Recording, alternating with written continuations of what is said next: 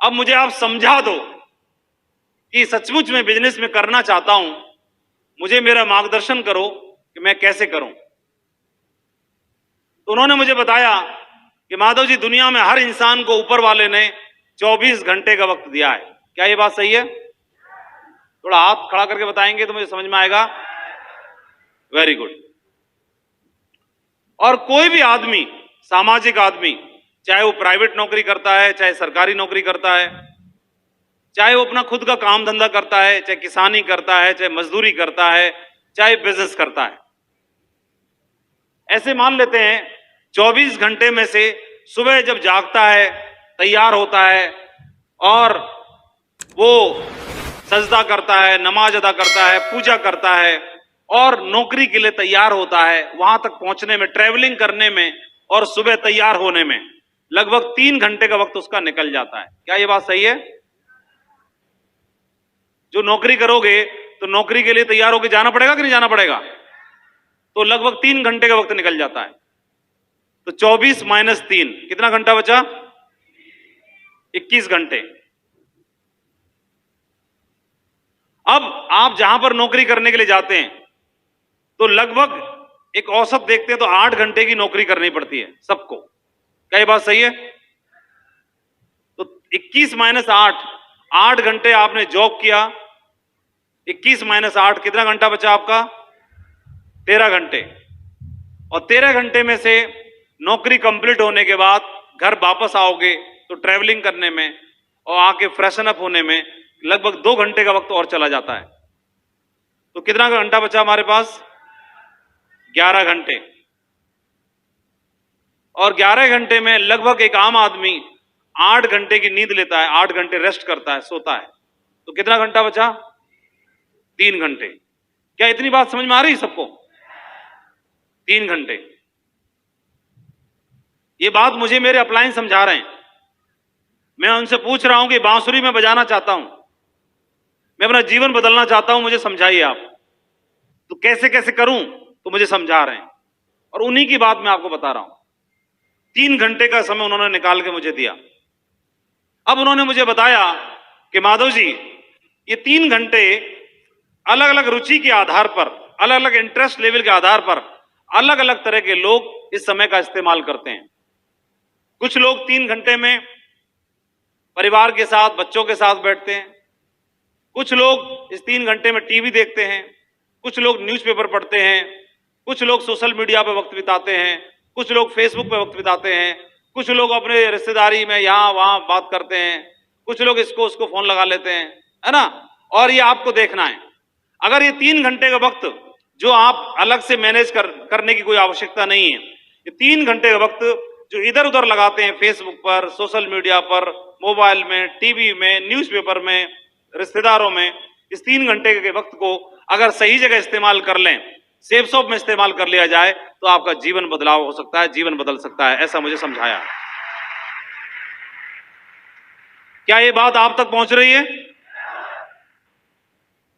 और अगर आप ज्यादा एम्बिशियस हैं, जीवन में कुछ और बड़ा करना चाहते हैं, तो इन 3 घंटों को धीरे धीरे आप बढ़ा सकते हैं। मैं बोला, सर कैसे? मैं तो नौकरी में हूं। ये तो आपने पूरा पैक कर दिया मामला। बोले बढ़ा सकते हैं। और ये तब बढ़ेगा आदमी के ऊपर, जो ज्यादा एम्बिशियस आदमी होगा इन 3 घंटों को और बढ़ा सकता है। बढ़ाने के पीछे फिर उन्होंने एक चार्ट मुझे और समझाया। उन्होंने मुझे समझाया कि माधव जी, आदमी जो भी काम करता है, नौकरी करता है, प्राइवेट, सरकारी, बिजनेस करता है, सेल्फ एम्प्लॉयड, मजदूरी करता है, किसानी करता है, तो उसके पीछे 2 वजह रहती हैं, कारण रहते हैं। क्या ये दिख रहा है आपको? उधर दिख रहा है? कारण रहते हैं। कारण क्या रहते हैं? उन्होंने बताया, एक आदमी के 2 तरह के खर्चे होते हैं। एक खर्चे होते हैं डेली के, दैनिक खर्चे बोलते हैं जिन्हें। क्या आप मेरी मदद करना चाहोगे कि दैनिक खर्चे, डेली खर्चे कौन कौन से होते हैं? दूध का खर्चा, सब्जी का खर्चा, राशन का खर्चा। बाकी ऐसे गूंगे बहरे से बैठे, मालूम नहीं है क्या डेली का खर्चा होता है? तो बोल क्यों नहीं रहे? हाँ बोलो। हाँ, इन्होंने बोला राशन का खर्चा, दूध का खर्चा, और पढ़ाई का खर्चा। हाँ हाँ हाँ, राशन आ तो गया, तेल अलग होता है क्या? बस कर रहा है। हाँ अच्छा, पेट्रोल का, पेट्रोल बोल रहा होगा। अच्छा ठीक है। और दवाई का खर्चा, बिल्कुल सही बोला। और बच्चों की फीस का खर्चा, ट्यूशन का खर्चा। पेट्रोल भी बोल रहे हैं। हाँ पेट्रोल लिख लिया। मोबाइल खर्चा। मोबाइल का खर्चा, ठीक है। और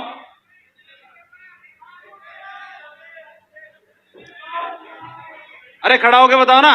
बोला बिजली का बिल। अच्छा बिजली का बिल, बिजली का बिल, बिजली बिल। और बोलो, ये थोड़ा मार्कर लाइए दूसरा। बोला तो attendant है। न्यूज़पेपर। न्यूज़पेपर का, ठीक है, न्यूज़पेपर का हो गया। और भाड़ा का, रूम रेंट हो गया, ठीक है। और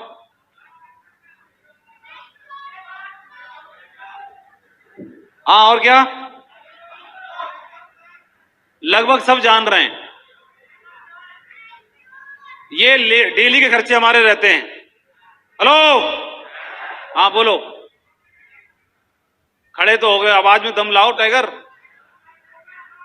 कौन सा खर्चा बोल रहा है? क्या गर्लफ्रेंड को घुमाने खर्चा? खड़ा होके घुमा रहा है, वो भी खर्चा है। देखो, वो भी इसी में जोड़ ले रहा है। हाँ, पता नहीं कौन सा बता रहा है।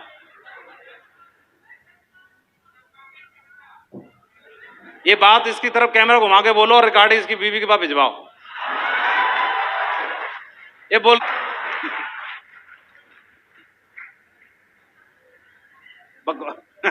इसकी जरूर कुटाई होनी है आज घर में। चलो बहुत बढ़िया। ये दैनिक खर्चे रहते हैं। और एक आदमी जीवन भर, नौकरी करने वाला आदमी जीवन भर पैसा कमाता है, और सारा खर्चा, सारी सैलरी इन्हीं में घुस जाती है। ऐसा होता है कि नहीं होता है? इस बात से कितने लोग एग्री करते हैं, सहमत हैं? Very good. फिर एक समझदार आदमी क्या करता है? वो सोचता है कि थोड़ा थोड़ा बचत करते हैं भाई। घर में बिटिया का जन्म हो गया, घर में बिटिया आ गई, थोड़ा थोड़ा बचत करते हैं। थोड़ा थोड़ा बचत करेंगे तो क्या करेगा? वो 500 रुपए महीना, 1000 रुपया महीना पोस्ट ऑफिस में MIS खोल देगा, वो RD खोल देगा, वो सुकन्या खाता खोल देगा, है ना? करता है कि नहीं करता है? और खुश होता है कि मैं बचत कर रहा हूं, बचत कर रहा हूं। अगर 1000 रुपए महीना बचत करी तो एक साल में कितना पैसा बचा लिया? 10 साल में कितना बचा लिया? और 40 साल नौकरी की तो कितना पैसा बचा लिया? 4,80,000 रुपए। 1,20,000 रुपए 10 साल में, तो 4,80,000 रुपए 40 साल में। और 40 साल में पैसा 2 गुना या 3 गुना भी हो गया, तो 40 साल बाद उस पैसे का मूल्य कितना बचेगा? अगर आपने पैसा 4,80,000 रुपए जमा किया, बचत किया, पहले तो क्या होता है, पैसा बच ही नहीं पाता है। 3 तरह के खर्चे होते हैं आदमी के। पहला खर्चा होता है दैनिक खर्चे, डेली के खर्चे। एक दूसरा खर्चा कौन सा होता है? जो आप बचत करते हो पैसे को, सडनली कोई एक आपके परिवार में आकस्मिक खर्चे आ जाते हैं, जिनके लिए कोई भी प्लानिंग नहीं करते हम। कभी किसी के घर में कोई हेल्थ का इश्यू आ गया, कभी तबीयत खराब हो गई, कभी कुछ ऐसा दिक्कत खड़ी हो गई, जिसके लिए पैसा व्यवस्था करना पड़ता है। और जितना पैसा हम जमा करते हैं, वो सारा पैसा उसमें लग जाता है। ऐसा होता है कि नहीं होता है? और कई कई बार तो लोगों को उल्टा कर्जा लेके भी पैसा लगाना पड़ता है। क्या इस बात से सहमत हैं आप लोग? तो ये दूसरे खर्चे कौन से हो गए? आकस्मिक खर्चे। आकस्मिक खर्चे, तो एक पहला खर्चा था हमारे दैनिक खर्चे, और दूसरे कौन से हो गए? आकस्मिक खर्चे, दूसरे नंबर के। और तीसरे नंबर का खर्चा और होता है, और तीसरे नंबर का खर्चा होता है भविष्य के खर्चे। कौन से? भविष्य के, फ्यूचर एक्सपेंसेस होते हैं, भविष्य के खर्चे। तो भविष्य के खर्चे कौन से होते हैं? हाँ, शादी ब्याह करना है। किसका?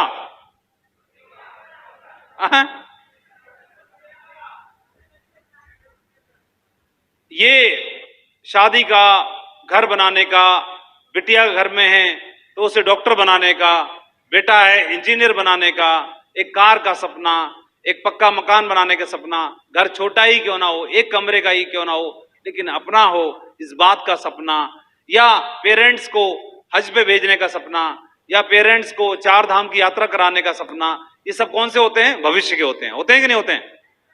क्या ये बात आपको समझ में आ रही है? कितने लोगों को?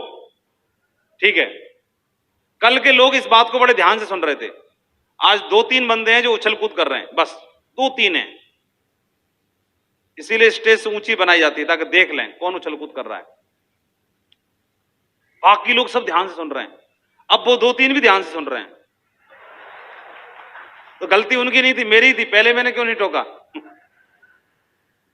अब भविष्य के खर्चे, भविष्य के खर्चे कौन से? भविष्य के खर्चे बिटिया को डॉक्टर बनाने का, अपना घर बनाने का, कार का, कुछ और करने का, पेरेंट्स को हज पे भेजने का, है ना, 4 धाम भेजने का, कुछ और करने का, ये भविष्य खर्चे होते हैं। और हमारी सारी सैलरी तो इसी में चली गई, दूध में, पानी में, बत्ती में, बिजली में, न्यूज़पेपर में, ट्यूशन फीस में। फिर दूसरा, आकस्मिक खर्चे जो आपने बचत की, 500 रुपए महीना, 1000 रुपया महीना, वो सारी किस में चली गई? आकस्मिक खर्चों में चली गई। अब आप बताइए, बचत कुछ आपके पास है नहीं और भविष्य के खर्चे कंपलसरी हैं कि नहीं है? वो रहेंगे कि नहीं रहेंगे? बिटिया की शादी करनी पड़ेगी कि नहीं करनी पड़ेगी? बेटी डॉक्टर बनने का सपना अधूरा रहेगा या पूरा करना पड़ेगा?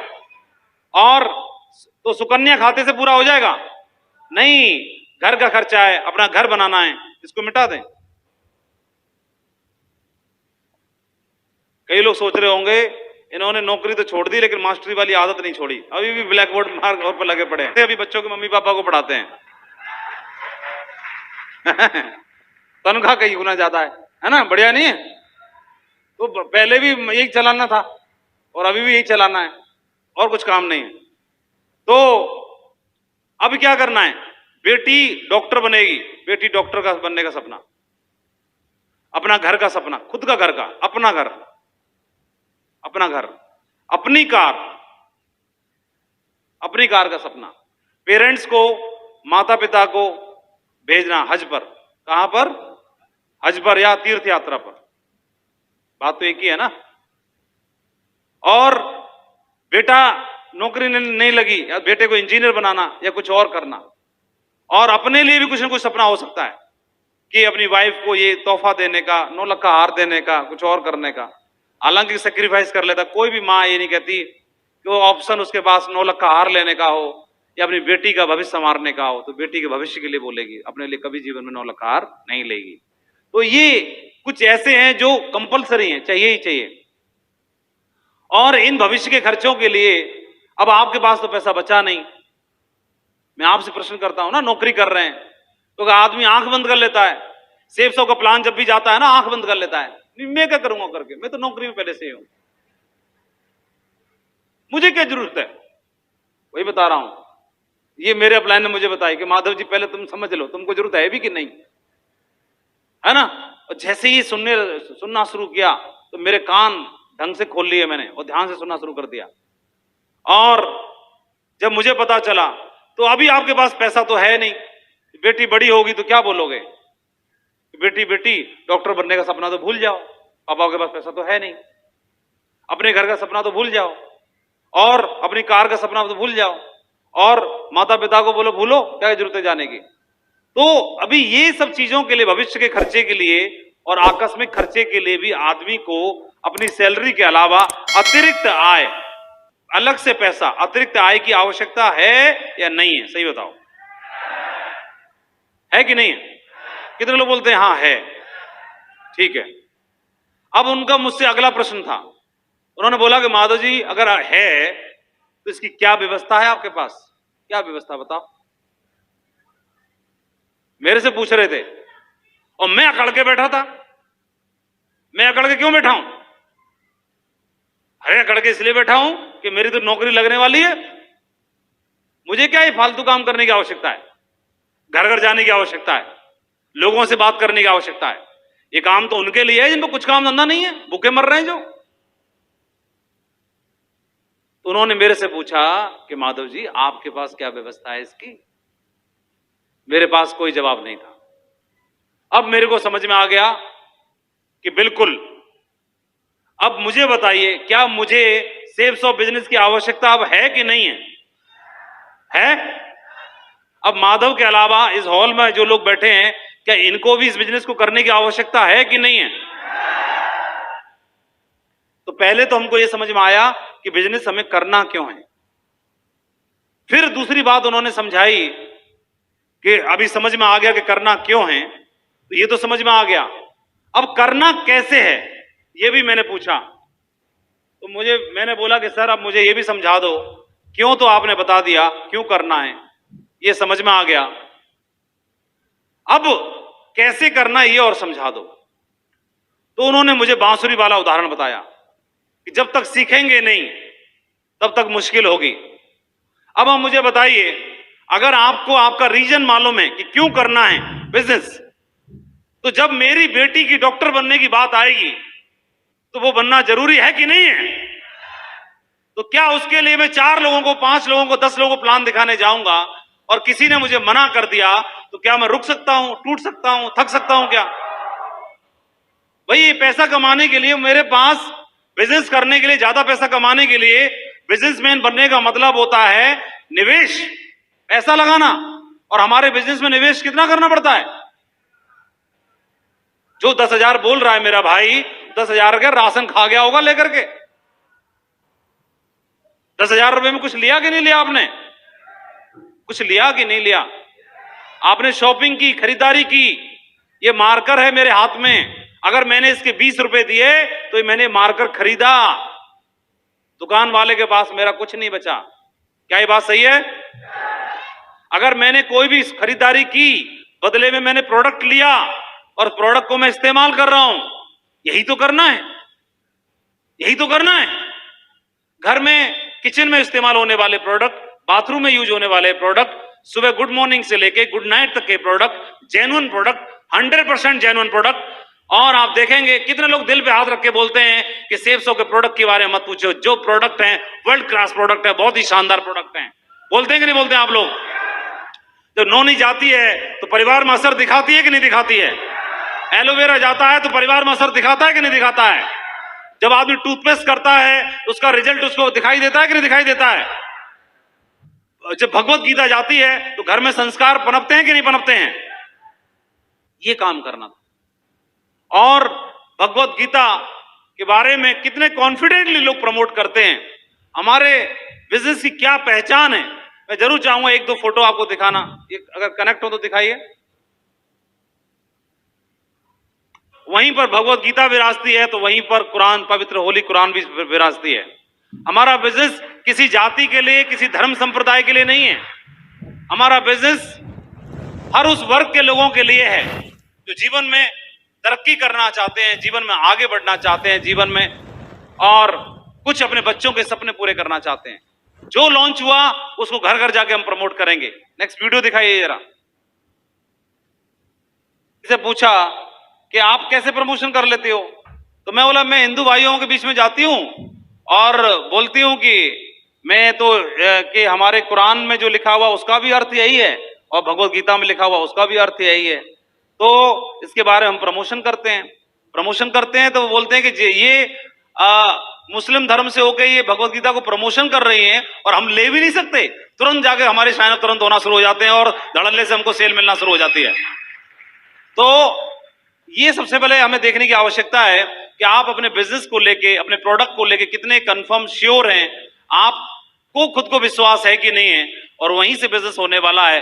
बिजनेस बहुत ही पवित्र है, यहां से आपके परिवार को वो ऊंचाइयां मिल सकती हैं जहां से, जिसके बारे में हम सोच भी नहीं पाते। आज पिंटू कुमार ने धंधा करना शुरू किया, बिजनेस करना शुरू किया, सिर्फ अकेले नौकरी कर रहे थे तो अकेले 8 घंटे, 10 घंटे, 12 घंटे नौकरी करते, सैलरी आती तो बच्चे पिंटू के पढ़ते, अच्छा खाना खाते तो पिंटू के बच्चे का अच्छा खाना खाते, अगर चपातियों पर देसी घी लगता तो सिर्फ पिंटू के परिवार में, पिंटू के घर में ही अच्छे कपड़ों की शॉपिंग होती, अच्छा घर, अच्छा पर्दा, अच्छा फर्नीचर, अच्छा ये, अच्छा वो, सब कुछ पिंटू के घर में ही हो सकता था। लेकिन नौकरी से इतना बड़ा मौका नहीं था कि आप दूसरों के जीवन में भी कुछ कंट्रीब्यूशन दे सकें। लेकिन एक बिजनेस एक ऐसा बिजनेस है जहां पर आप अपना जीवन बदलने के लिए आते हैं, लेकिन आपके साथ साथ दूसरों की जिंदगियां भी बदलना शुरू हो जाती हैं। और ये मौका मुझे मिला, मुझे एकदम से समझ में आ गया और मैंने इस बिजनेस को करना शुरू कर दिया। मेरा खुद का सपना धीरे धीरे बड़ी मुश्किल से बना कि मैं डायमंड बन पाऊंगा कि नहीं बन पाऊंगा। तो डायमंड बनने का सपना भी पूरा हुआ और भी ढेर सारे जो परिवार हमारे साथ में थे उनका भी डायमंड बनने का सपना पूरा हुआ। मोर देन 300 से ज्यादा डायमंड तैयार हो चुके हैं टीम में, जिनके घर में खुशहाली है, तरक्की है और जबरदस्त तरीके से वो लोग आगे बढ़ रहे हैं। सपना पूरा होता चला जा रहा है। और मुझे मालूम है कि हॉल में बैठा हुआ हर एक शख्स जिनको आज आपने देखा, इन्होंने भी कभी न कभी किसी न किसी हॉल में पीछे बैठ करके एक मुट्ठी बांधी होगी और आज हॉल में बैठे हुए हर शख्स ने भी एक मुट्ठी बांधी है पिंटू जी की डायमंडशिप को देख करके। तो 2 से 3 साल के अंदर मुझे भरोसा है इसी मंच पर आपकी भी डायमंडशिप की ताजपोशी जरूर हो रही होगी।